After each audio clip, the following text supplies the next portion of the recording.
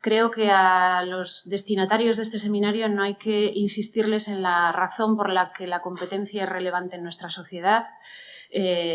Genera muchas externalidades positivas, especialmente para los ciudadanos, y esa es la razón por la que creo que es muy importante que prestemos atención a los objetivos que debe cumplir una autoridad de competencia desde la independencia que necesariamente tiene una autoridad de competencia.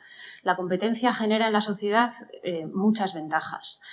Esencialmente, la competitividad de la economía y esto plantea muchas otras cuestiones positivas, pero creo que lo más importante de señalar es las ventajas que genera para los ciudadanos. Siempre que un mercado funciona de forma competitiva, los ciudadanos de manera directa salen beneficiados. Salen beneficiados en distintas formas, en forma de lo más evidente, mejoras en los precios, pero también en otras cuestiones que son igualmente relevantes. Y creo que la mejora en la innovación y en consecuencia en la competitividad de la economía son muy dignas de tener en cuenta. Y la capacidad que la competencia ofrece a los ciudadanos para poder elegir entre una variedad de bienes y servicios es algo muy digno de destacar. Pero creo que tan digno de destacar como estas cuestiones, que son las que ordinariamente se subrayan cuando se habla de las ventajas de la competencia, está una externalidad que creo que es muy poco definida, muy poco desarrollada ordinariamente cuando se habla de las ventajas de la competencia, que es la creación de empleo. Y en situaciones de crisis, como lamentablemente tenemos muy a menudo, pero en este momento de forma posiblemente muy especial, pues creo que el factor de creación de empleo que genera la libre competencia en la economía es muy relevante destacarlo. Y otra externalidad poco desarrollada habitualmente cuando se habla de competencia y, en mi opinión, fundamentalmente por el peso que muchas veces tienen los lobbies empresariales para plantear que su ventaja particular, la ventaja de esos lobbies, es la ventaja de todos nosotros. Y es el factor de redistribución de la renta o el factor social que tiene la política de competencia.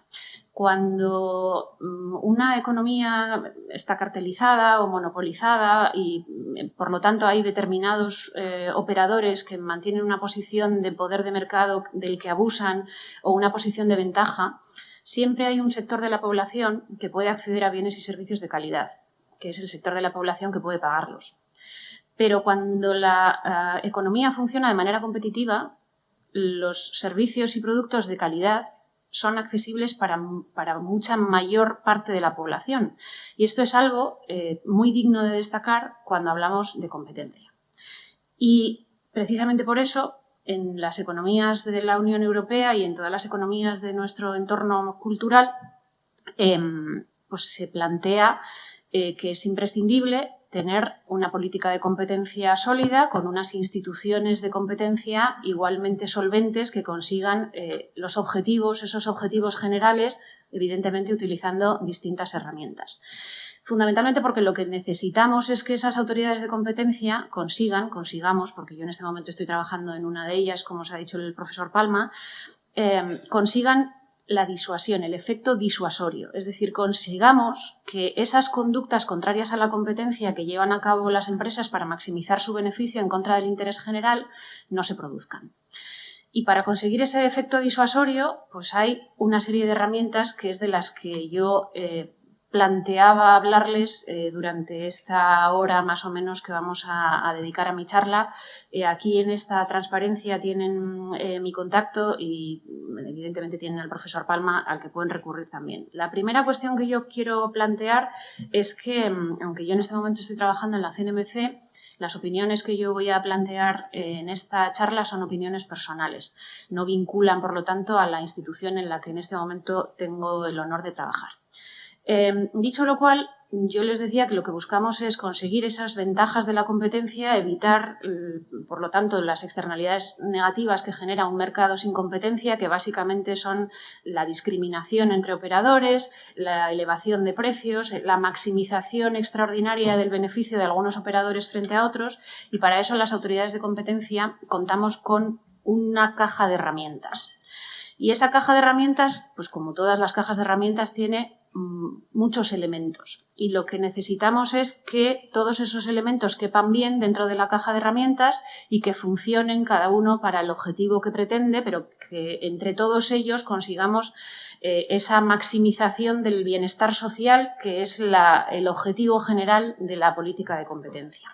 Entonces yo voy a plantearos algunas de esas herramientas, algunas cuestiones generales respecto de esas herramientas y me voy a detener en algunos casos que se han resuelto en la CNMC en los últimos tiempos para comentar algunas cuestiones, algunos problemas o algunas discusiones doctrinales que se están planteando con la aplicación de algunas de estas herramientas.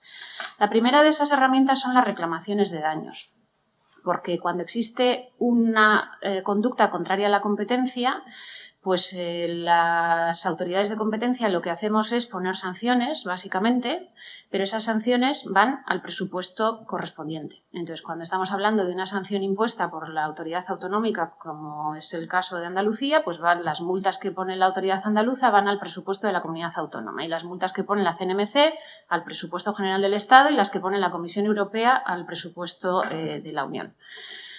Y eso hace que intentemos conseguir esa disuasión, pero eso tiene un efecto muy limitado respecto de los sujetos concretos a los que les ha producido daños esa práctica contraria a la competencia. Y estoy convencida de que si vosotros estáis en este momento planteándoos cuestiones de competencia, habréis leído, porque está continuamente en la prensa, pues que hay un cártel que se puso de manifiesto en la CNC, que es un cártel entre productores de coches que se intercambiaban información y está en este momento en la prensa que las personas que hayan comprado un coche durante el tiempo en el que se declara la existencia de la infracción tienen la posibilidad de solicitar daños porque el coche que han comprado, si está afectado, o sea, si se ha comprado durante el periodo de la infracción y es de una de las marcas que cometieron la infracción, pues han pagado más precio o previsiblemente han pagado más precio del que habrían pagado si las empresas no se hubiesen puesto de acuerdo. Entonces, de lo que estamos hablando es no ya de la multa que se lo puso la CNC y se ha confirmado por los tribunales, estamos hablando de que cada una de las personas que ha comprado un coche de esas marcas durante ese periodo tiene la posibilidad de acudir a un tribunal y pedir que le paguen la diferencia de precio que se produce entre el precio que pagó y el que habría pagado ante la inexistencia de esa conducta. Y entonces ahí de lo que estamos hablando es de que cada uno de los afectados pueda acudir a los tribunales para conseguir esa indemnización de daños y perjuicios.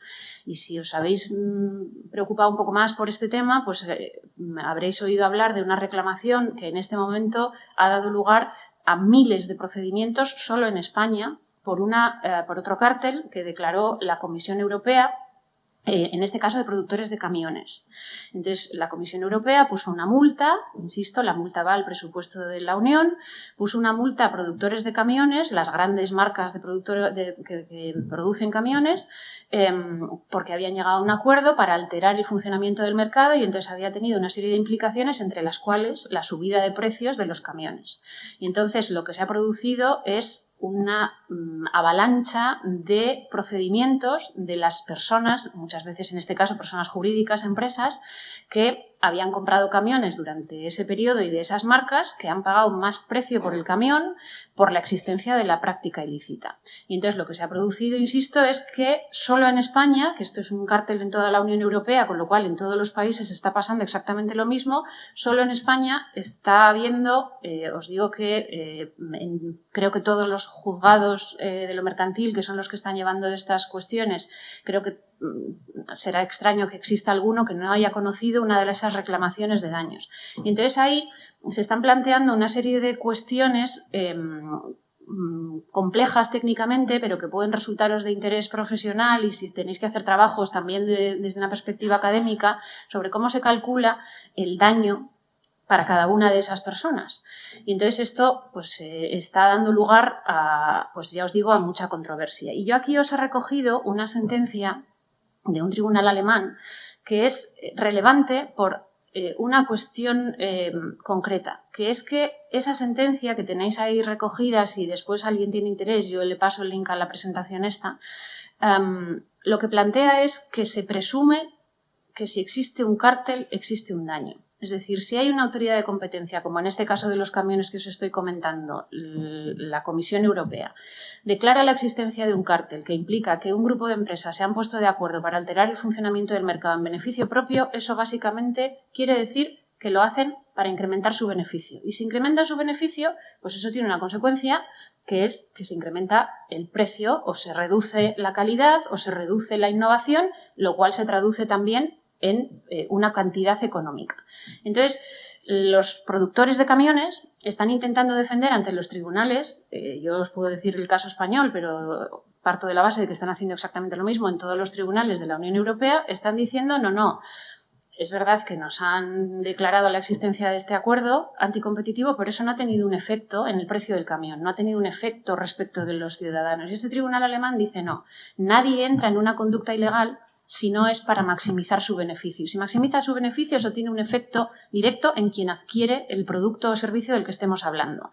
Entonces, luego ya vamos a discutir. Y ahora mismo en la CNMC, si tenéis interés en este ámbito, podéis acceder a la página web porque se está trabajando en una guía para establecer una metodología económica para el cálculo de los daños.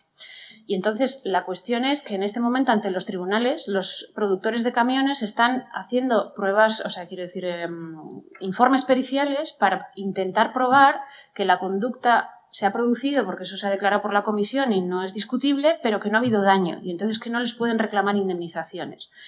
Y eso, esta sentencia dice, no puede ser. Es verdad que es una sentencia alemana, y entonces nuestros tribunales todavía no se han pronunciado a este respecto y hay mucha discusión. Este es un tema muy candente en el que hay en este momento un planteamiento muy complejo respecto de cómo se hace el cálculo de las sanciones, de las indemnizaciones.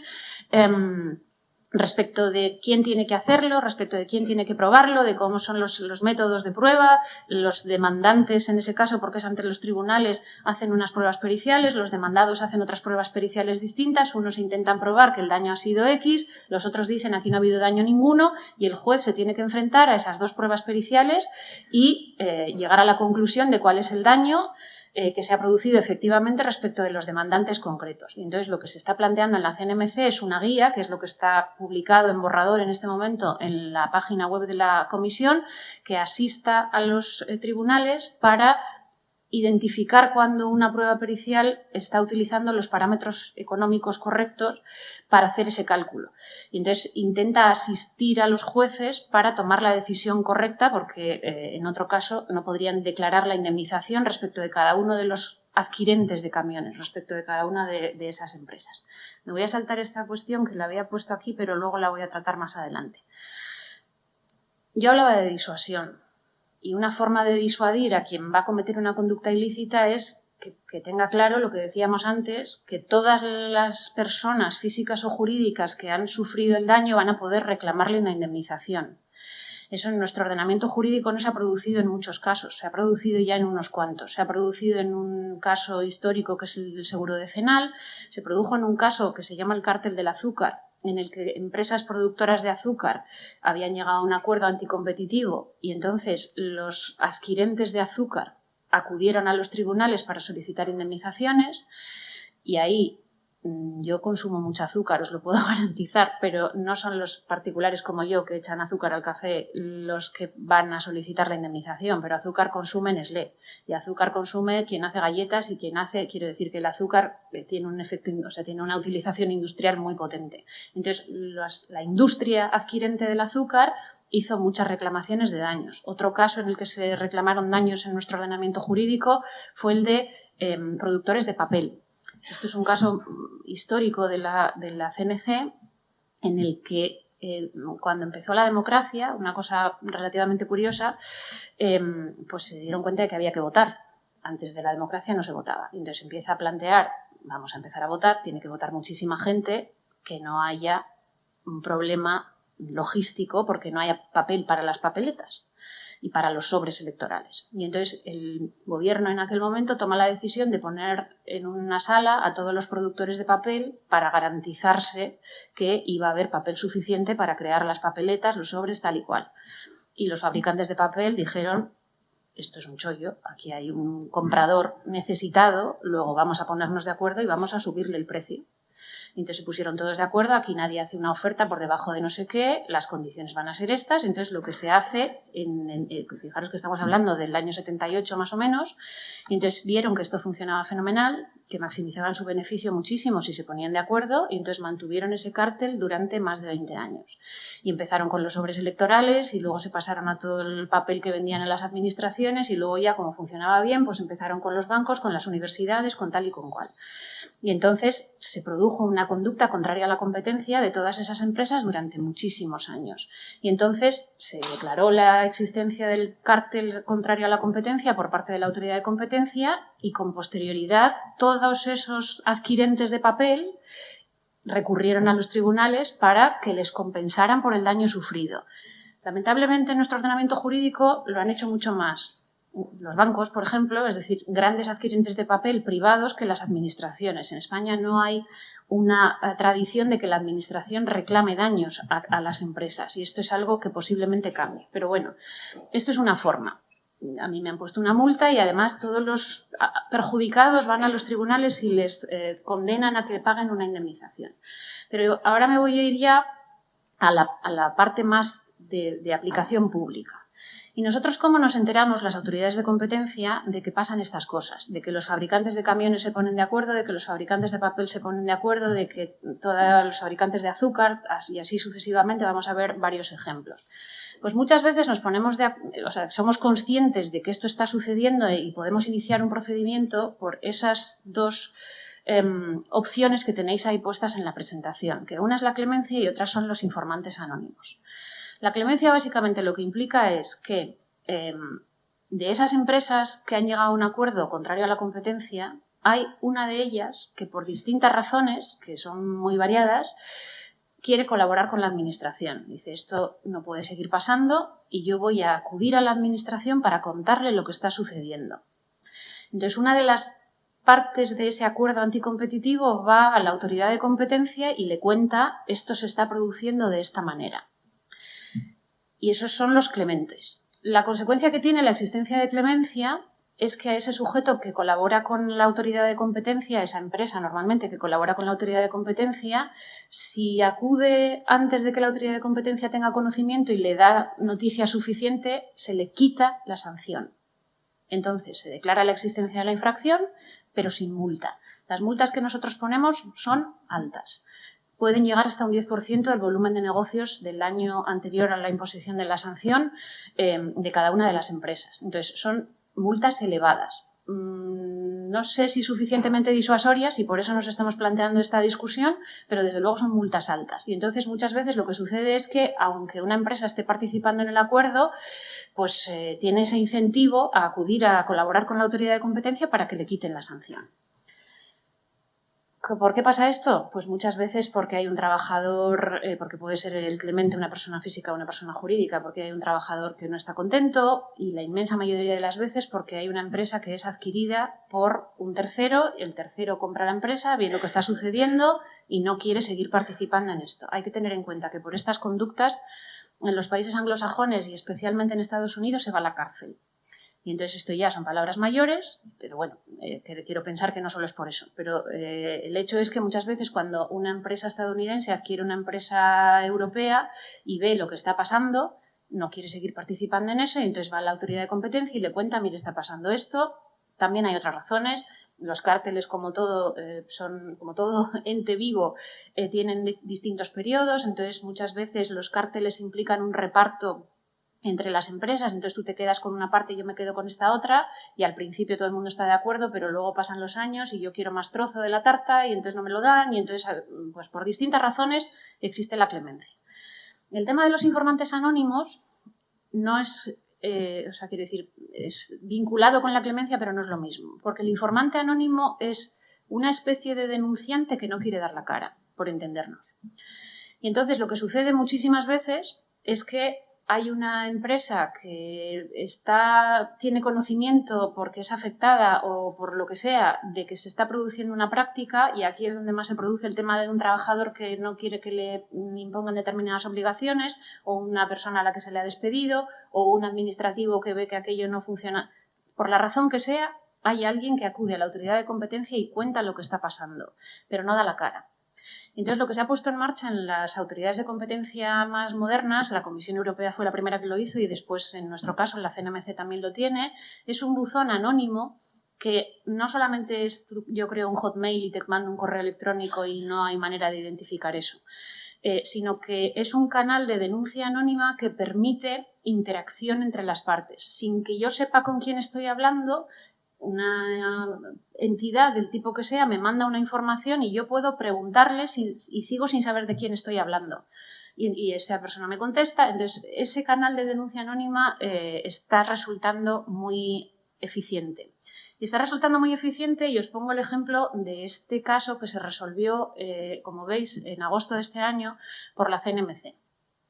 Aquí lo que hubo fue dos bloques muy importantes de información que remitió alguien, no se sabe quién, a la CNMC. Entonces mandó dos paquetes de información muy potentes en los que contaba lo que os voy a decir a continuación. Después, la autoridad de competencia hace unas inspecciones, porque otra cosa que hacen las autoridades de competencia, que hacemos las autoridades de competencia, son inspecciones. Entonces, una vez que hay indicios suficientes de que aquí está pasando algo raro, la autoridad de competencia tiene reconocida en la ley la posibilidad de acudir a las empresas, de paralizar el trabajo durante un tiempo, y aquí hay un director de competencia que tiene mucha experiencia en llevar a cabo inspecciones de este tipo, y recabar toda la información en papel, digital, en WhatsApps, en conversaciones telefónicas, si hay registro, en correos electrónicos, y entonces se puede encontrar prueba de lo que está sucediendo. Y entonces, una vez que la CNMC hizo inspecciones, tuvimos un clemente. Y el clemente nos cuenta lo que vais a ver a continuación. Y aquí estamos hablando de todas esas, que obviamente no se ven, pero os hacéis idea de lo que estamos, o sea, del volumen de licitaciones del Ministerio de Fomento, todas esas que están ahí recogidas, durante un periodo de años relativamente amplio. El Ministerio de Fomento todos los años saca una serie de contratos públicos para el mantenimiento de carreteras, y las empresas que hacen el mantenimiento de carreteras pues más o menos saben cuándo Fomento va a sacar esos contratos. Y los contratos afectados por esta conducta son todos esos que tenéis ahí, que están en un anexo a la resolución. ¿Y qué es lo que hacen las empresas de mantenimiento de carreteras? Pues lo de siempre. En vez de competir, repartírselos. Repartírselos puede ser algo muy rudimentario, de este para ti y este para mí, y vamos a poner un precio mínimo y nadie, o un precio fijo incluso, vamos a poner todos el mismo precio para que las ofertas que recibe la administración pues estén alteradas. Entonces sabemos que nos lo queremos llevar a 10, entonces yo presento a 10 y vosotros presentáis uno a 12, otro a 15, otra, una cosa muy básica. O puede ser una cosa tan sofisticada como esto que hicieron estos señores, de lo que hemos tenido conciencia, fundamentalmente porque hubo informantes y porque hubo clemente. Y eso, por eso os cuento ahora este caso. En las inspecciones encontramos un montón de correos electrónicos de los que pudimos identificar, que esto también está sacado de la propia resolución, un código de palabras que utilizaban las empresas para intercambiarse correos entre ellos. Y entonces se decían, ¿vas a ir con tiro alto? ¿Vas a ir con tiro bajo? ¿Vas a dar apoyo? Entonces todas esas palabras que utilizaban pues tenían un significado especial para ellos, de lo que nos enteramos, pues básicamente por lo que nos cuentan. En este tema de códigos entre empresas, esto es sofisticado, pero no tanto. Pero hay un caso de la CNC en el que habían llegado al punto de simular unas partidas de golf. Entonces las empresas, o sea, los empresarios, los representantes de las empresas, se intercambiaban correos electrónicos diciendo jugamos no sé qué día, sale primero no sé quién, el green no sé qué y el palo no sé cuál, y cada una de esas cosas quería decir el precio, la oferta que iban a realizar. Es decir, habían creado un código para que si la autoridad de competencia hacía una inspección y entraba en los correos electrónicos, poder decir, no, esto es personal, nosotros quedamos los domingos para jugar al golf. Y el clemente contó, esto no es así, no os queden para jugar al golf, es que están pactando la forma en la que hacen las ofertas en el mercado. Y eso obviamente pues nos enteramos porque hay un clemente que nos lo cuenta, porque si no es muy difícil. Y en este caso pues tenían su código. Pero sobre todo lo que tenían era este sistema tan sofisticado del que nos enteramos, como veis ahí, por la declaración del Clemente. De todas esas licitaciones que habéis visto al principio, de toda esa tabla, ellos hacían grupos. Más o menos cada semestre la administración, Fomento en este caso, sacaba pues como 10 o 15 contratos. Y ellos los agrupaban, esos 10 o 15 contratos. Y para cada ese grupo de 10 o 15 contratos se atribuían una bolsa de puntos, como veis ahí. En ese caso concreto que yo os he cogido, 880 puntos que se consumían en esas licitaciones concretas. Y pactaban el tanto por ciento de baja. El acuerdo era, todos nosotros nos presentamos a todas las licitaciones, las que me voy a llevar y las que no. Y ahora os voy a explicar por qué, que esto es una cosa terriblemente sofisticada. Las bajas inferiores, o sea, las reducciones de precio inferiores a 26,5 consumían 26,5 puntos de esos 880 que se habían atribuido ellos mismos. Y las bajas superiores a 26,5 consumían puntos de acuerdo a esa fórmula mucho más compleja, que lo que hace es que cuanto más reduzcas el precio a la administración, más puntos consumes. Entonces, los 880 no te dan para presentarte de manera agresiva a todas las licitaciones. Entonces, la idea es, en ese grupo de licitaciones, de 10 o 15, limitan a 6 el número de licitaciones en que cada una de las empresas podían ser agresivos. Entonces, vosotros diréis, ¿y para qué se presentan a todas? Pues por una razón así como muy básica, que es que la administración tenga la sensación de que aquí hay muchísima competencia, porque como son un montón de empresas y se presentan a todas, la administración recibe muchas ofertas. Y no hay un patrón como fácil de identificar de nadie va por tal, van mucho más altos. No, tienen esta cosa tan sofisticada. Y tienen esta cosa tan sofisticada que da lugar a estas tablas que se realizan, este estudio se realiza en la propia institución, en dirección de competencia, que es la dirección de instrucción de la CNMC, que básicamente lo que plantea es que los puntos rojos, los que tenéis en la parte izquierda de estas tablas, son los de los cartelistas y los negros son los de los no cartelistas. Y vosotros veis, supongo que si le doy aquí, efectivamente, que en los cartelistas aquí hay un vacío. Nadie presenta bajas en este trozo de tabla. Sin embargo, entre los no cartelistas aquí hay bajas de todo tipo. ¿Y esto básicamente por qué lo hacen? Pues por una cosa bastante peculiar del ordenamiento jurídico español, que es que la Administración tiene algo que denomina bajas anormales. Antes se llamaban temerarias. Entonces, básicamente esto lo que implica es que la Administración no quiere ofertas muy baratas, en la asunción de que las ofertas muy baratas a lo mejor no son suficientemente solventes y luego le dan problemas a la administración. Entonces, el cálculo de esas bajas anormales que se expulsan y no se tienen en cuenta, la administración no las puede elegir para prestar el servicio, se hace más o menos con más menos que más posiblemente, pero se hace más o menos con la media de todas las ofertas que se presentan en cada licitación. Entonces, ¿por qué se comprometían todos a presentarse y a presentar bajas alrededor del 26 y pico %, como veíamos antes? Pues porque ellos lo que estaban haciendo con eso es alterar ese umbral de anormalidad, de forma que las ofertas realmente competitivas, las baratas, las que hacían las empresas que no se habían puesto de acuerdo de antemano y no habían amañado el asunto de antemano, la administración ni las consideraba, porque las consideraba temerarias. Y entonces ellos lo que estaban haciendo es directamente subir el precio que pagamos todos los españoles, porque estos son contratos públicos, por el mantenimiento de carreteras. ¿Esto cómo lo hemos conseguido encontrar? Pues porque tuvimos informantes y porque tuvimos clementes. Luego, evidentemente, porque la CNMC hace un trabajo económico muy potente y hace el análisis de las ofertas y se hace todo este análisis de los puntitos en cada uno de los grupos de licitaciones. Pero la fórmula, esa fórmula tan complicada, pues hombre, si nos la dice el Clemente y nos dice hemos juntado las licitaciones por estos grupos, ¿y cómo conseguimos esto? Pues fundamentalmente porque a ese Clemente le hemos reducido la sanción o le hemos quitado la sanción. Entonces, este es un elemento de disuasión muy importante. Os cuento más casos que se han resuelto por la autoridad de competencia recientemente. Y este, como veis, es de 12 de mayo de este año también. Y este es un caso de consultoras en el que la CNMC impone una sanción de 6 millones y pico a 22 firmas de consultoría y a varios directivos, porque otra cosa que no os he comentado, pero ya sale y luego va a salir otra vez, es que no solamente ponemos multas a empresas, sino que también ponemos multas a los directivos, no van a la cárcel como en Estados Unidos, pero ponemos multas a directivos.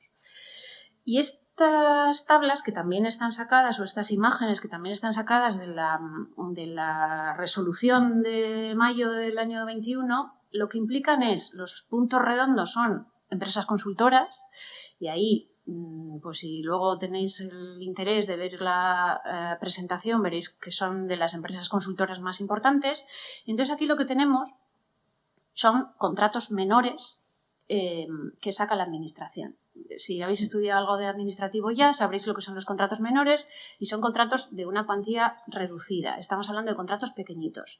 Y entonces, en esos contratos pequeñitos no se hace un proceso de licitación muy complejo por muchas razones, pero una de ellas es que no compensa, porque como lo que va a pagar la administración es un precio relativamente pequeño, pues un procedimiento abierto es casi más costoso que lo que cuesta más la hechura que la criatura, diría mi madre. Y entonces la cosa es que en esos procedimientos de escasa cuantía, pues la administración tiene muchas menos cautelas que mantener. Y entonces, lo que sí le exige la ley, directa o indirectamente, a la administración es que pida 3 contratos, que pida 3 ofertas. Entonces yo voy a sacar un contrato de cualquier cosa con una cuantía que no llega a los 18.000 euros, y entonces lo que tengo que hacer como administración es pedir 3 ofertas para tener un mínimo de competencia. ¿Qué es lo que hacían todas esas empresas? Pues a mí me piden el contrato y yo llamo a 2 amigos. ¿Los 2 amigos van a competir conmigo? Pues hombre, evidentemente no, que son amigos. Y entonces lo que estaba sucediendo en un número elevadísimo de contratos es que la administración recibía formalmente 3 ofertas, pero en realidad lo que estaba recibiendo es una oferta real y las otras ofertas totalmente alteradas. Y entonces lo que se encontró en muchas inspecciones, que en este caso se hicieron primero por la Autoridad Vasca de la Competencia y con posterioridad por la CNMC, pues lo que se encontró es correos electrónicos entre las empresas diciendo: oye, yo voy a presentar a 17.500, tú presenta a 18.000 y el otro que presenta a 25.000. Y entonces, evidentemente, en vez de competir entre ellas, pues lo que estaban haciendo las empresas era alterar el funcionamiento del mercado.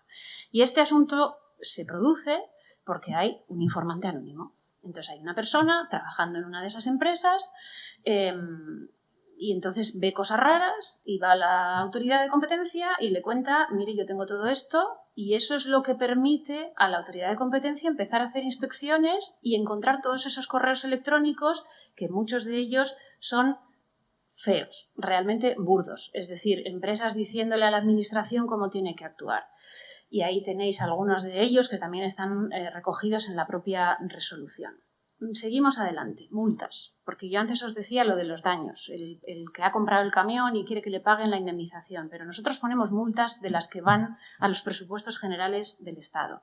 Y ponemos multas que son elevadas, como os decía, pero bueno, siendo elevadas, pues no son suficientemente disuasorias, porque el hecho es que sigue produciéndose en nuestro sistema, lamentablemente, muchas de esas conductas y por lo tanto quiere decir que las empresas no sienten un riesgo suficiente de que la multa les va a no compensar llevar a cabo la práctica. Tenemos que ser conscientes de que las empresas obtienen un extraordinario beneficio por llevar a cabo las conductas. Y entonces, pues lo que necesitamos es que la multa que impongamos sea mucho mayor que el beneficio ilícito que obtienen las empresas. Y eso es algo muy difícil de conseguir, porque ¿cuál es el beneficio ilícito que obtienen las empresas? Todos los ordenamientos jurídicos de nuestro entorno dicen eso. La multa no puede ser menor que el beneficio ilícito. Yo siempre pongo en la universidad el mismo ejemplo. Tú puedes copiar o no copiar. No tienes ni idea de un examen.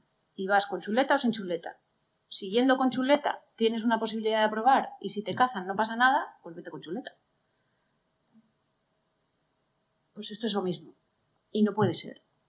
Hay que dar una reacción, o sea, si te cazan tiene que pasar algo, tiene que haber un expediente, te tienen que poder echar de la uni, tú tienes que sentir que no puedes copiar, porque es verdad que no puedes copiar y que está muy mal que la gente no respete el ordenamiento jurídico, pero el ordenamiento tiene que tener mecanismos de defensa para que exista suficiente disuasión.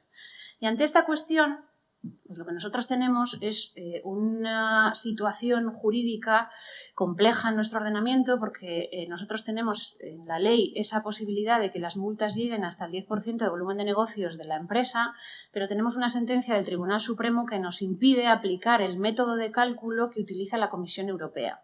Entonces, en este momento, pues lo que tenemos es una directiva de la Unión Europea que establece unas pautas de cálculo de las sanciones, y lo que nos estamos planteando es si en la modificación que en este momento se está llevando a cabo de la Ley de Defensa de la Competencia, que está ahora mismo en fase de enmiendas, cabe la posibilidad de efectivamente utilizar un sistema de cálculo de las multas relativamente próximo al de la Comisión Europea. El Supremo ya nos ha dicho que o cambiamos la ley o no podemos usar el de la Unión.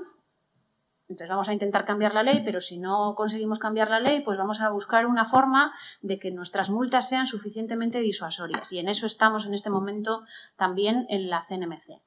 Y aquí os pongo un ejemplo en el que vais a ver pues otra de esas conductas contrarias a la competencia muy dañinas para la sociedad. Y este caso habla de radiofármacos. Estamos hablando de una sentencia, o sea, de una resolución nuestra, perdón, no he puesto la fecha y yo soy muy mala para las fechas. Es de principios de este año, no me acuerdo exactamente de la fecha, pero es de principios de este año. Tenéis ahí la referencia del expediente. Este acuerdo afecta a un producto que se llama PET, que es un producto radioactivo que se utiliza, o sea, perdón, el producto no se llama, la prueba se llama PET y utiliza un elemento radioactivo que se emplea en las personas que tienen cáncer para determinar la extensión que tiene el cáncer después de una quimioterapia. Os lo digo con tanta precisión porque lamentablemente me ha pillado cerca. Y me pilló cerca, con mi padre en concreto, y tuve que pagar un dineral por hacer el PET, que en aquel momento no entraba por la Seguridad Social, ahora entra por la Seguridad Social. Bueno, la cosa es que esto es una prueba imprescindible para personas que tienen cáncer y es muy cara. Antes lo pagaba el ciudadano y ahora lo paga la administración, pero es muy cara. Y de eso estamos hablando. Fijaros en correos electrónicos que están sacados de la resolución también.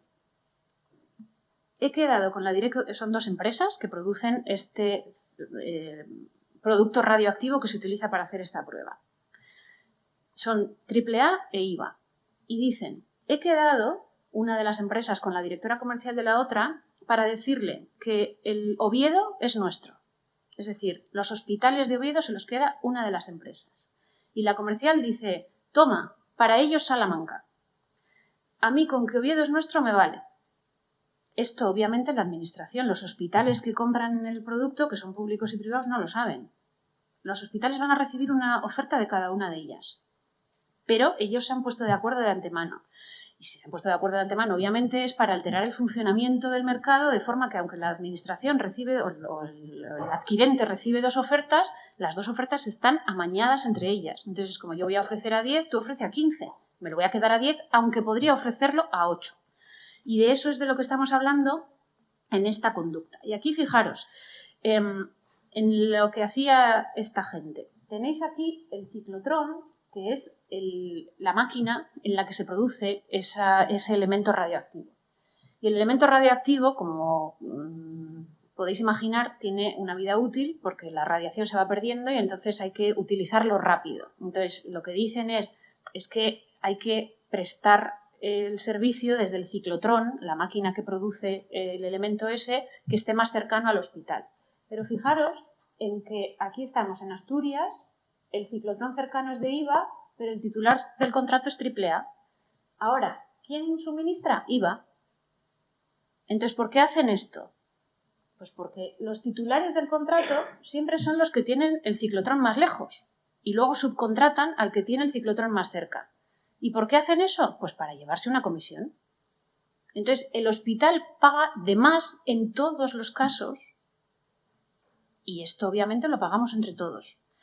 Y entonces, Pues aquí tenéis más ejemplos de esta misma cuestión y aquí lo que tenéis son los tipos sancionadores que se imponen por la autoridad de competencia. A AAA le pusimos un 7,1 y a Curium un 8,9. Y aquí están las multas totales que se les imponen y aquí lo que se hace es, nuestro ordenamiento jurídico hoy en día permite que se pongan multas a los directivos de hasta 50.000 euros y les pusimos 46.000. Y aquí lo que yo os planteaba es otra vez pues, que estamos hablando de política social, que de lo que estamos hablando es de que los hospitales paguen menos por algo que necesitamos todos. Este es un caso muy sangrante en el que se plantean diferencias por áreas, por regiones, de 100 y pico euros que se pagaba en Madrid, donde había más competencia porque hay más hospitales y otra forma de comprar, y 400 y pico por el mismo producto. O sea, por lo mismo se está pagando 100, 400. Habrá un matiz. El transporte será un poquitín más caro, pero de 100 a 400 os garantizo que no. Y entonces de eso estamos hablando. ¿Esas multas son suficientemente disuasorias? Pues no lo tengo muy claro.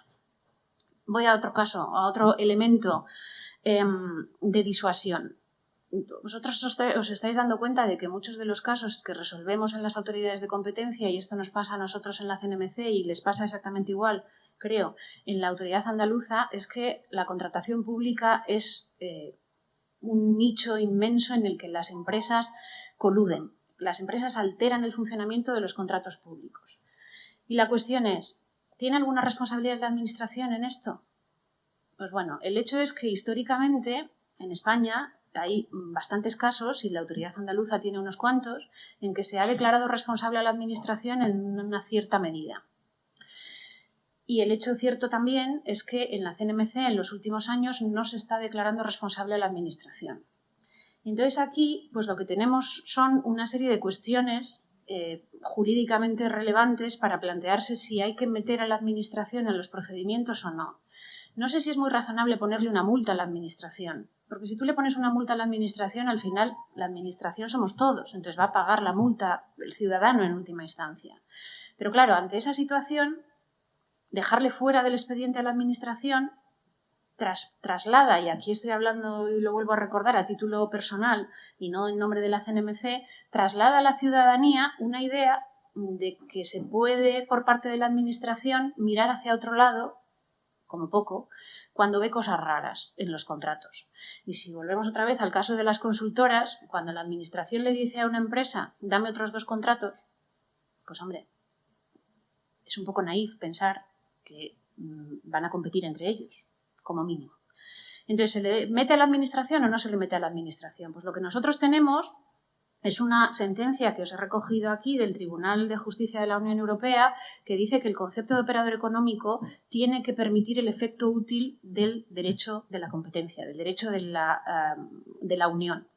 Y nosotros tenemos también en nuestro ordenamiento estas resoluciones, que no funciona el puntito, pero bueno, las veis ahí, del Tribunal Supremo Español, que son esta de Vinos de Jerez y de Puerto de Valencia y una de pañales para personas adultas que compraban hospitales, en los que se plantea que la Administración es responsable en algunos casos, obviamente no en todos, porque muchas veces se engaña a la Administración, pero si la Administración está mirando para otro lado, no está llevando a cabo la diligencia suficiente, pues habría que meterle en los expedientes como responsable, como facilitador de la Administración. Y aquí está ese concepto de facilitador de la Administración que también ha desarrollado el Tribunal de Justicia de la Unión Europea en una serie de sentencias que si tenéis interés también os paso. Pero os enseño otro caso resuelto por la CNMC, licitaciones informáticas, que se ponen esas multas a esas empresas importantes, que son las empresas de informática que desarrollan los programas con los que hacemos la declaración de la renta, todo el control de Hacienda. Estamos hablando básicamente del Ministerio de Trabajo y Ministerio de Hacienda y Economía. Entonces, las empresas que les desarrollan los programas pues se habían puesto de acuerdo. Bueno, y entonces lo que dicen es, vamos en UTE, las UTEs tienen que ir a perder, estas cosas, no me detengo mucho más. Pero aquí tenéis una serie de elementos en los que queda claro que el funcionario correspondiente era consciente de que las empresas estaban pactando eso. Entonces habría que actuar contra esa persona, porque si no actuamos contra esa persona, pues esa persona tiene la conciencia de que puede seguir haciendo eso. Y ante esta situación, la Autoridad Catalana de la Competencia ya ha llevado a cabo expedientes recientemente en los que incluye a la Administración como responsable, la Autoridad Andaluza también, el Tribunal de Defensa de la Competencia también. Pero esta es una cuestión también en este momento digna de debate. Y hay alguna gente que dice cuando la Administración actúa no hay que meterle en un expediente sancionador, lo que hay que hacer es ir por la vía de la promoción, recomendarle a la Administración que actúe de otra forma distinta o impugnar las decisiones administrativas, que es otra potestad que también tenemos las autoridades de competencia. Y ante esta cuestión, yo os traía a colación este expediente que se ha resuelto hace 15 días más o menos, que es un expediente que inician un grupo muy importante de empresas de ingeniería y de colegios de ingenieros contra un medio propio de la Administración que es INECO. Es una empresa pública, una personificación del Ministerio de Fomento que lo que hace básicamente es prestar servicios a las administraciones. Y entonces el denunciante lo que dice es que INECO, que es esa empresa pública, no está respetando las exigencias que establece la Ley de Contratos para poder ser considerado medio propio de la Administración. Que sea considerado medio propio de la Administración básicamente implica que la Administración le puede encomendar trabajos sin necesidad de que haya un contrato público. Entonces, claro, si se los encomienda, pues se los encomienda y no hay otras empresas que se pueden presentar y que pueden competir por hacer las cosas mejor y más barato para la Administración. Entonces, la Ley de Contratos establece una serie de exigencias en las que no me voy a detener, pero que las empresas estas están diciendo que no se están cumpliendo por parte de esta entidad en concreto. Y esto lo que implica, según los denunciantes, es que se vacía el mercado. Que las empresas, estas empresas de ingeniería españolas no tienen mercado en el que prestar sus servicios porque se lo está llevando todo una empresa pública de fomento, con el agravante añadido de que después les subcontrata. Se lleva el contrato como medio propio, pero luego les acaba contratando a ellos, con lo cual lo que hace, pues básicamente es llevarse una comisión. Y volvemos otra vez a lo mismo de siempre. Si se lleva la comisión, todos nosotros pagamos más por unos servicios que podrían ofrecerse de manera más eficiente. Y esto es un archivo de la CNMC en el que hay un voto particular mío y de otro consejero, pero es una resolución que dictamos entre 4 consejeros en el que 2 dicen que hay que archivar, pero uno de ellos es quien ejerce de presidente y tiene voto de calidad, y otros 2 decimos aquí hay que mirar. Porque creemos nosotros 2 que firmamos ese voto particular que no se ha hecho un análisis suficientemente preciso, pues por distintas razones, pero en parte pues porque INECO es una empresa pública y aquí, desde la perspectiva de las 2 personas que firmamos este voto particular, pues hay que hacer un análisis exactamente igual de exhaustivo respecto de sujetos públicos y sujetos privados. Medidas de compliance. El compliance, me voy acercando a hablar ya una hora y enseguida me callo, no os preocupéis. Pero las medidas de compliance son otra de las herramientas que se están poniendo muy de moda en los últimos tiempos para conseguir ese efecto de aplicación de la normativa de competencia de manera eficiente y adecuada. Las medidas de compliance básicamente lo que implican es que las empresas ponen en marcha una serie de procedimientos internos de garantía de que efectivamente se está respetando adecuadamente la normativa de competencia. Y esto básicamente se pone de moda recientemente en nuestro ordenamiento jurídico, aunque en otros ordenamientos jurídicos de nuestro entorno ya llevaba bastante tiempo desarrollándose, porque supongo que sois conscientes, pero si no yo os lo cuento, de que hace pocos años en nuestro sistema se ha declarado la responsabilidad penal de las personas jurídicas. Hasta ahora el penal estaba vinculado solo con personas físicas y en una de las últimas modificaciones de nuestro sistema penal se ha empezado a declarar la responsabilidad penal de las empresas, de las personas jurídicas. Y en ese sistema se ha planteado que si la empresa acredita que ha llevado a cabo una serie de cauces, una serie de procedimientos internos que garantizan que a futuro no se va a volver a producir una infracción, pues esto tiene una consecuencia directa en la sanción, porque obviamente las empresas no pueden ir a la cárcel, con lo cual lo que se les pone son multas. Y entonces se reduce la multa si esa empresa puede acreditar que ha puesto en marcha una serie de procedimientos internos, obviamente con unas exigencias de seriedad, para que esta conducta no se vuelva a repetir. Entonces se piensa, bueno, pues le vamos a poner menos multa, pero vamos a conseguir que efectivamente esto no se siga produciendo en el mercado. Y esto se plantea también desde la perspectiva de las autoridades de competencia. Y entonces, en junio del año 2020, inmediatamente antes de que se modificara el Consejo de la CNMC, se aprobó en la CNMC una guía de cumplimiento por parte de las empresas.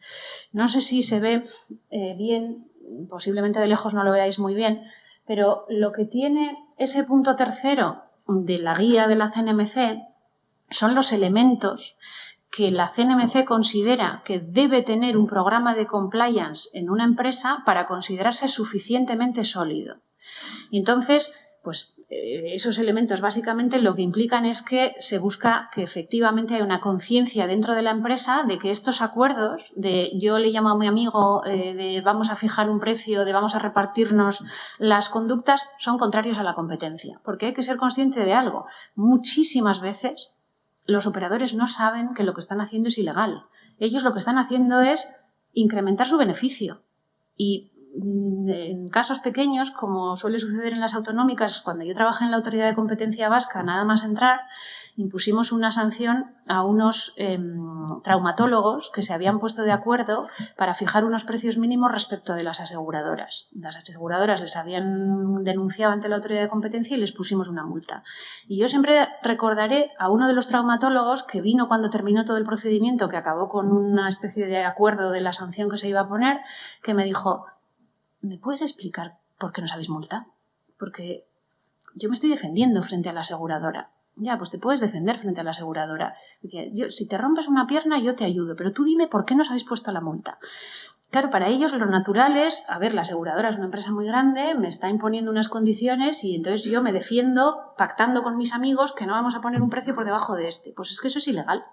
Y entonces, de lo que se trata con estos programas de cumplimiento es de que los comerciales de las empresas, de que el que está vendiendo los productos o los servicios sepa que estas prácticas son ilegales, porque tradicionalmente, hace ya muchos años, pero tradicionalmente esto no era ilegal en el ordenamiento jurídico español. Y entonces de lo que se trata es de que haya un compromiso serio por parte de los directivos de la empresa, que se forme a todo el mundo, que todo el mundo sepa, que haya canales de denuncia, que los canales de denuncia sean anónimos, que tú estés protegido en el caso de que vayas a denunciarle a tu jefe porque está haciendo algo que es contrario a derecho y que la empresa pueda reaccionar sin que tú tengas represalias por haberlo hecho. Entonces, pues se da unas pautas a las empresas y luego está toda la cuestión esta de calidad, todo muy documentado y tal, y se da unas pautas a las empresas para intentar conseguir que estas conductas dejen de existir, porque como podéis ver, yo creo ya a estas alturas que existan estas conductas es muy malo para la sociedad. Necesitamos que terminen. Entonces hay que hacer todo lo que se pueda para que efectivamente terminen.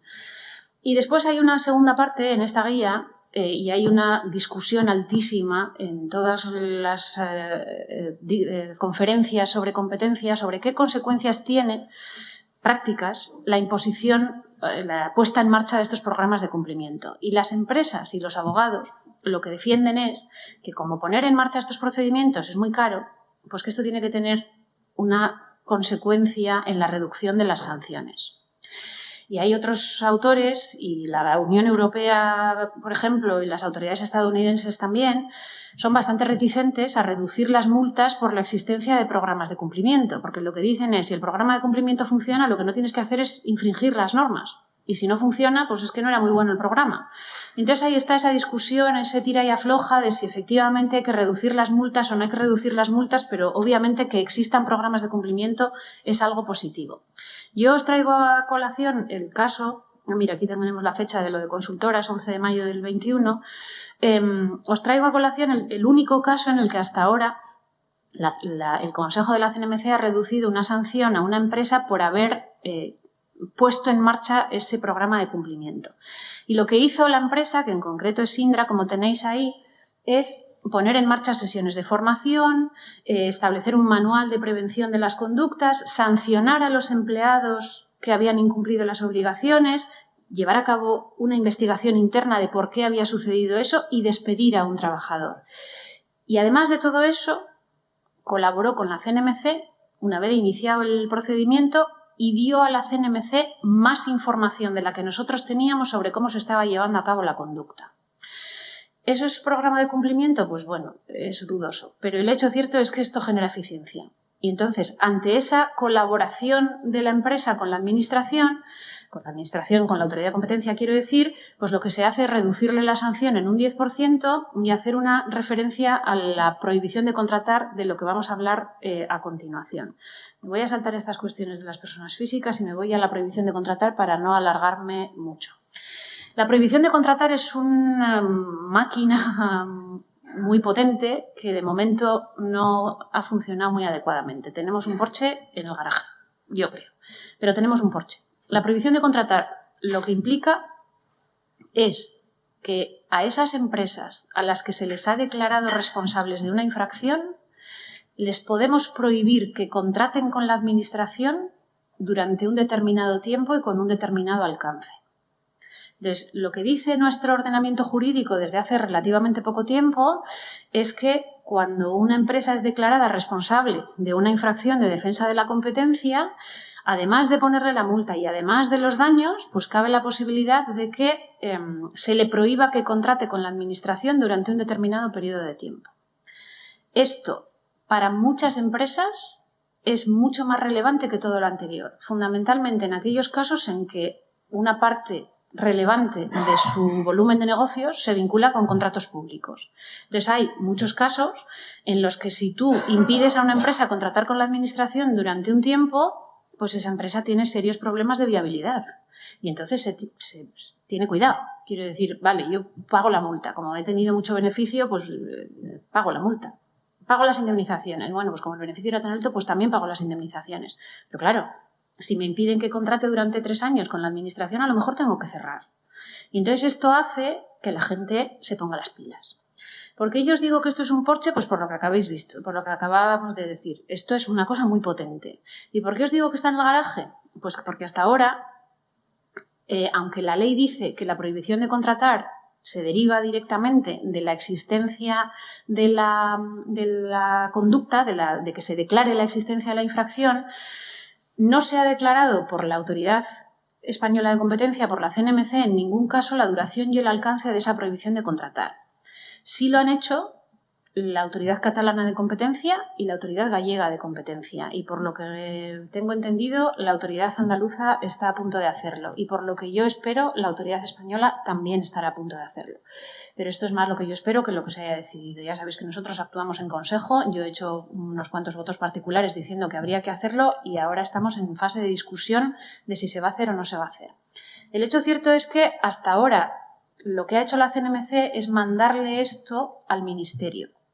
Y aunque me voy a saltar unas cuantas cosas porque no quiero alargarme mucho, se lo manda a un organismo que está integrado, como tenéis a continuación.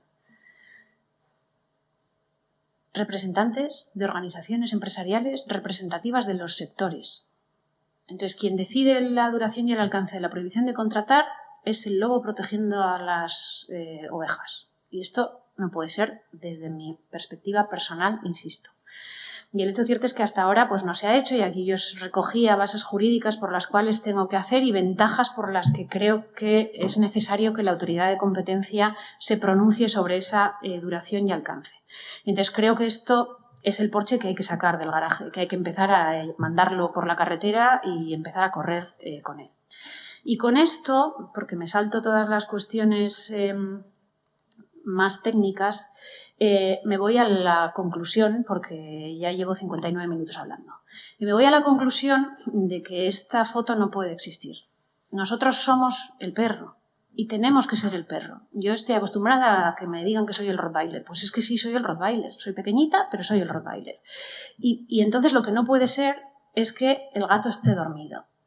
Tenemos que estar protegiendo a la sociedad de conductas contrarias a la competencia y tenemos que intentar conseguir esas ventajas por las que yo empezaba esta charla.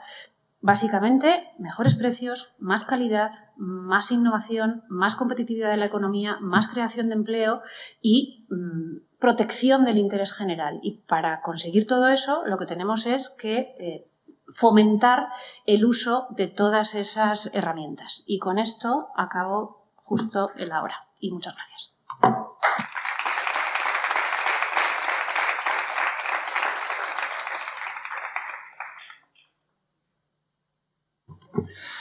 Muy bien, muchísimas gracias, profesora Canedo. Y bueno, pues también después de haber escuchado esta interesantísima conferencia sobre el papel y la importancia que tiene esta institución, que igual conocemos menos y es también a vosotros como estudiantes os da una perspectiva también de trabajo. ¿Veis ahí un poco entre la teoría económica, el derecho o la investigación criminal y delictiva? Yo creo que lo interesante ahora es que vosotros y vosotras le hagáis a la profesora Canedo las preguntas que estiméis convenientes. Bueno, presidente. Sí, muchísimas gracias, Pilar. La verdad que me ha encantado tu intervención y además muy ajustada. Y uno sigue aprendiendo, ¿no? Como en el derecho, sigo siendo un corrito del derecho, aunque soy presidente del Consejo, ¿no? Y quería preguntarte, ya que estamos en el ámbito académico, universitario, salidas profesionales, en fin, el presente no son el futuro, sino son el presente y el futuro de la sociedad y del entramado que va a dirigir pues todas las instituciones, los que están aquí, los estudiantes. ¿No crees que igual que la disciplina de la prevención de riesgos laborales hace 40 años no era nada y luego en cada módulo de FP, en cada módulo, incluso en los colegios ya les comentan qué es la competencia, incluso se me ocurre la competencia en el mundo animal, ¿no? La competencia es una forma natural, el león siempre está en competencia con el otro león, en fin, lo natural que es lo antinatural, no nos lo explican en el colegio. Lo natural en la vida es que haya competencia, porque al final todos mejoramos en la innovación, en la calidad, en el precio y todo redunda en la sociedad. ¿No sería interesante que en todos los proyectos educativos, desde los colegios, los institutos, las universidades, los FP, los máster, haya un modulito de prevención de riesgos laborales, como había, mejor dicho, pues en este caso de competencia y sobre todo relacionado con la ética? Estamos hablando mucho del Código de Buen Gobierno, la ética empresarial, los valores humanos valores de esencia de los derechos humanos trasladados a los órganos de gobierno de todas las instituciones públicas y privadas, que muchas veces no hacemos la trascendente reflexión que esto es ética. Al final es la ética empresarial.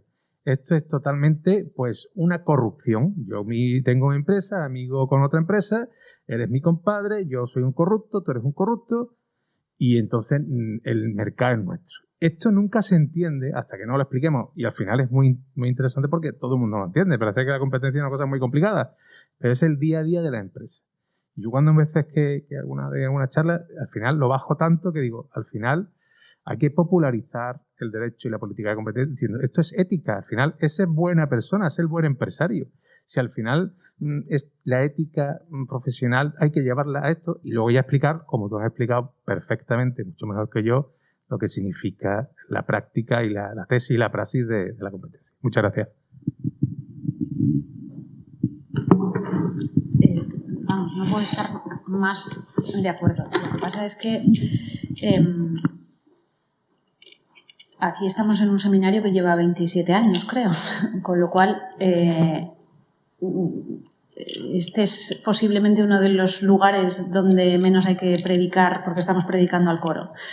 Pero no podemos obviar que vivimos en una sociedad en la que hablar de competencia, en mi opinión, debido en gran medida al extraordinario peso que tienen los lobbies empresariales y a esos problemas de captura del regulador de los que hoy no nos tocaba hablar, pero de los que hablamos en muchísimas ocasiones, pues hablar de competencia, salvo que uno entienda exactamente lo que estamos diciendo, está mal visto. Y la gente, cuando oye competencia, piensa que estás hablando de proteger a las empresas. Y el derecho de la competencia, dentro del derecho mercantil, es la excepción a la autonomía de la voluntad. Y es claramente así. Y el derecho de la competencia se pone en marcha para proteger la democracia en Estados Unidos cuando empieza a crearse el derecho moderno de la competencia con la Sherman Act, que impide a las empresas de ferrocarril que diseñen las vías de tren por donde les interesa a ellas, porque se les exige que empiecen a diseñarlas donde interesa a los ciudadanos. Y ahora, para mí, el paralelismo es exacto con las plataformas digitales. Las plataformas digitales están llevando a cabo unos desarrollos por su propio beneficio. Y lo que nos estamos planteando es cómo conseguir esos beneficios que generaba el tren y que ahora generan las plataformas digitales, pero poniendo por encima el bienestar de la sociedad en lugar del bienestar de las empresas, en lugar del extra beneficio de esas empresas. ¿Y eso cómo se consigue? Pues se consigue con estos elementos de disuasión, pero se consigue con algo que a mí me encanta también, pero de lo que hoy tampoco hemos hablado, que es la promoción de la competencia. Y la promoción de la competencia tiene dos patas que son, en mi opinión, igualmente relevantes. Y las dos, diría que casi más relevantes que la defensa de la competencia. Lo que pasa es que creo que solo se consigue promoción cuando hay una defensa potente. Porque aquí lo del palo y la zanahoria lo entendemos muy bien. Si no hay riesgo de sanción, no reaccionamos. Pero esas patas de la promoción de la competencia, una de ellas es convencer a la Administración de que el dinero público no es ilimitado, que tienen necesariamente que conseguir que los procedimientos se realicen en términos de competencia, que el establecimiento de barreras de entrada en los mercados es contrario al interés general en un tanto por ciento muy relevante de casos, y esa es una asignatura pendiente en nuestro ordenamiento, y lamentablemente con los últimos desarrollos el proteccionismo se está implantando en muchas de las economías del mundo, y esto es cíclico y entonces volveremos otra vez a entrar en razón, espero. Pero creo que eso es un elemento muy relevante. Y el otro elemento fundamental en el que yo creo firmemente, y esa es la razón por la que voy a todos los sitios donde puedo, es convencerle a la población de que cuando existe competencia quien sale beneficiado es el débil. Y eso se consigue de muchas maneras. Si tú planteabas que en todos los módulos se contenga una autoridad, o sea, un módulo de competencia, una parte de competencia. Cuando yo estudié la carrera no sabía lo que era la competencia. Yo me dediqué a la competencia porque mi director de tesis me dijo, haz la tesis en esto, y yo no sabía lo que era. Y yo había terminado la carrera de Derecho con Economía y no sabía lo que era la competencia porque ni se explicaba competencia en la Universidad de Deusto. Y eso es algo que ahora ha cambiado, pero estamos muy lejos de otras economías del mundo donde se empieza a explicar competencia en los colegios. Y si tenéis interés en eso, hay una serie de páginas web muy divertidas de la Autoridad Mexicana de Competencia, por ejemplo, o de la Autoridad de Singapur, me parece que tiene también, en Alemania, en Israel. Hay cómics sobre competencia. Y creo que es imprescindible que se empiece a poner en valor la posibilidad de elección que te ofrece la competencia desde la infancia, desde cuando hay cómics, desde cuando se pone, si os metéis en la página web de la Comisión Europea hay un vídeo muy cortito y muy divertido, hablando de competencia, en el que explica lo que es la competencia con unos cómics en los que hay unos niños que compran helados y se ponen de acuerdo los productores de helado, y entonces puedes elegir distintos sabores y distintos precios, y eso a los productores de helados, a los que venden los carritos, les sale muy tal, y entonces se ponen de acuerdo y entonces sube el precio del helado y bajan las opciones, y entonces el niño llora. Y entonces eso es lo que hay que hacer. Convencerle a la gente de que no, es que la colaboración, viva la colaboración. Si a mí me parece muy bien la colaboración, cuando es para bien, no cuando es para beneficiarme a mí en contra de otro. Y vivimos en una sociedad en la que nos estamos olvidando de que de la competencia se genera mejora. Y creo que esa es una de las asignaturas pendientes de las autoridades de competencia. Fomentar esa promoción en todos los ámbitos, desde el inicio hasta el final. Todos tenemos un amigo que es Arseni Gibert, que era el presidente de la Autoridad Catalana de Competencia hace unos años, que se jubiló, que decía que cuando varios empresarios estadounidenses se juntan y a uno se le ocurre decir, oye, nos iría bien si pactamos precios, los demás salen de la habitación despavoridos porque saben que eso es ilegal, que es, como tú bien has dicho, contrario a la ética, y saben que pueden ir a la cárcel. Y si estás en una reunión de empresarios españoles y uno dice, oye, eso que estamos haciendo de pactar los precios y las condiciones es contrario a derecho, los demás le dicen, pero tú que estás contando, sal de la habitación. Y hasta que no cambiemos esa tendencia, pues tendremos una sociedad cartelizada. Y tendremos que trabajar mucho en las autoridades de competencia para conseguir cambiar esa tendencia. Una pregunta de que hable a Julián.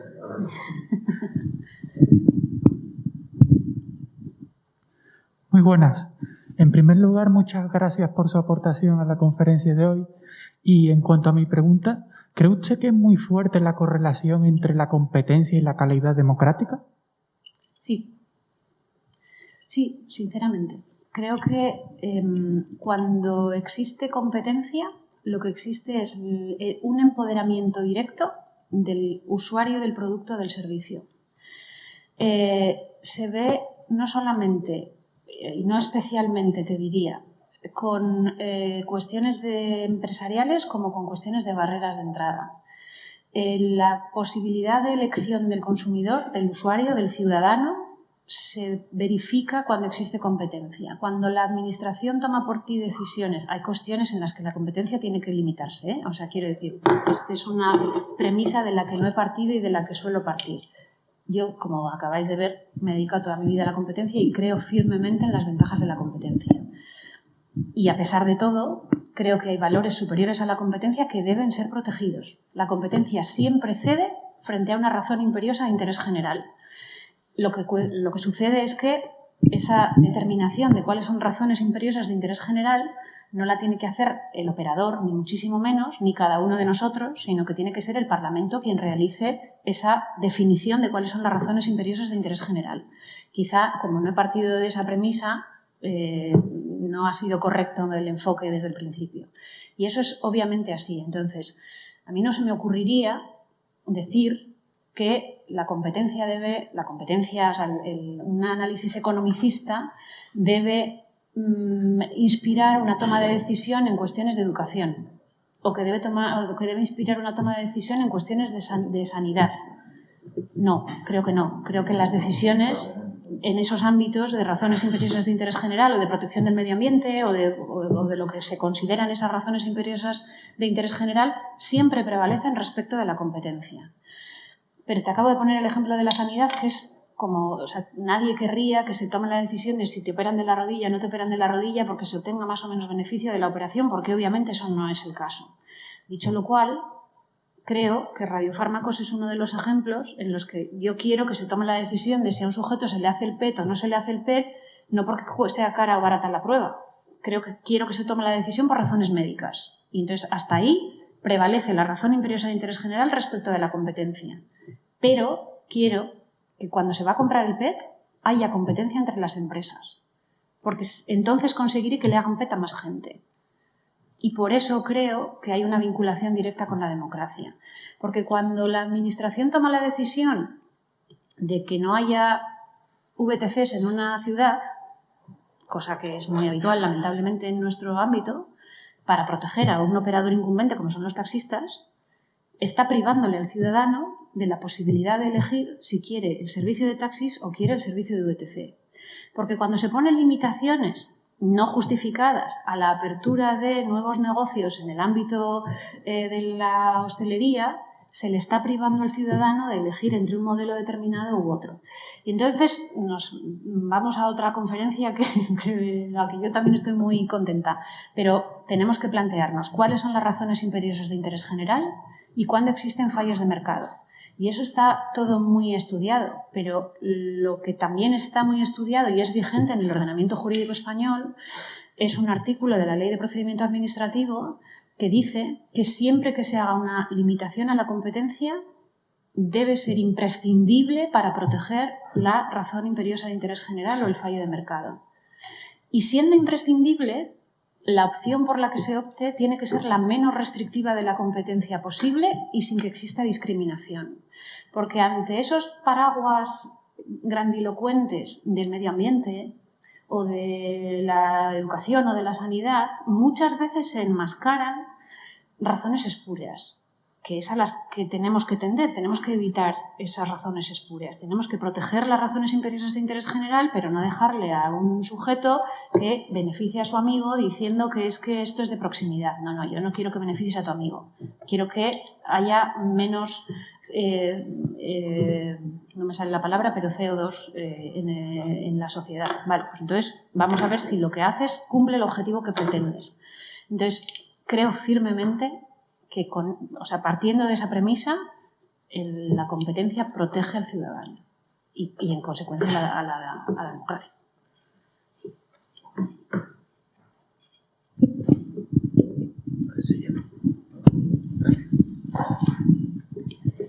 Bueno, hola. En primer lugar, agradecer la presentación porque ha sido muy clara y muy interesante. Y tenía una cuestión quizás porque personalmente me coge de cerca, porque tengo familia trabajando en la administración, concretamente dentro de las licitaciones públicas. Usted ha hablado sobre que la prohibición a contratar y la sanción a la administración pueden ser mecanismos importantes a la hora de la disuasión. Sin embargo, yo creo que en la administración local este poder, tanto de inspección como de sanción, es muy limitado, ya sea por falta de conocimiento dentro del ámbito de la competencia o por, también el mercado al que se enfrenta, que es mucho más reducido que quizá la administración autonómica o la estatal.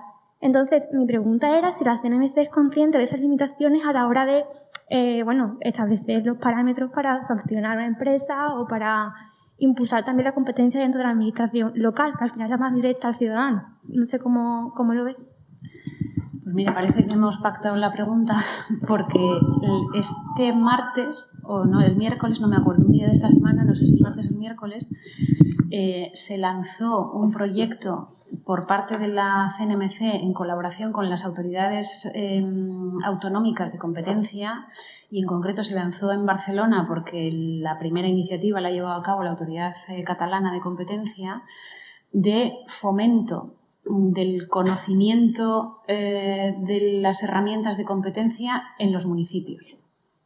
Entonces, estoy absolutamente de acuerdo contigo en que las capacidades posiblemente que tiene una administración municipal para acceder a análisis sofisticados son obviamente más limitadas que las que puede tener otra administración de mayor tamaño.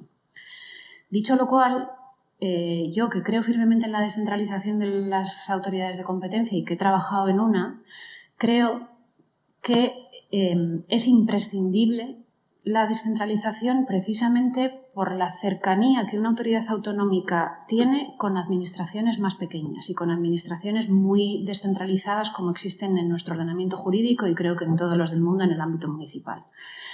Porque creo que es cierto que una administración municipal puede tener menos capacidades, pero también creo que el impacto que una administración municipal tiene en un ciudadano es mucho más próximo y mucho más directo y, por lo tanto, mucho más relevante prestar atención a este tipo de cuestiones en ese nivel.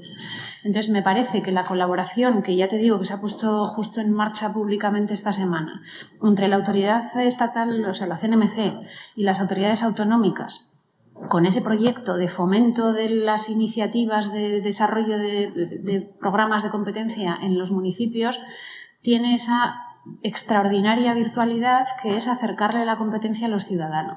Entonces, estoy absolutamente de acuerdo contigo, creo que es un foco de atención muy necesario y creo que es otro de esos caminos que nos queda por andar, pero creo que hay que andarlo necesariamente.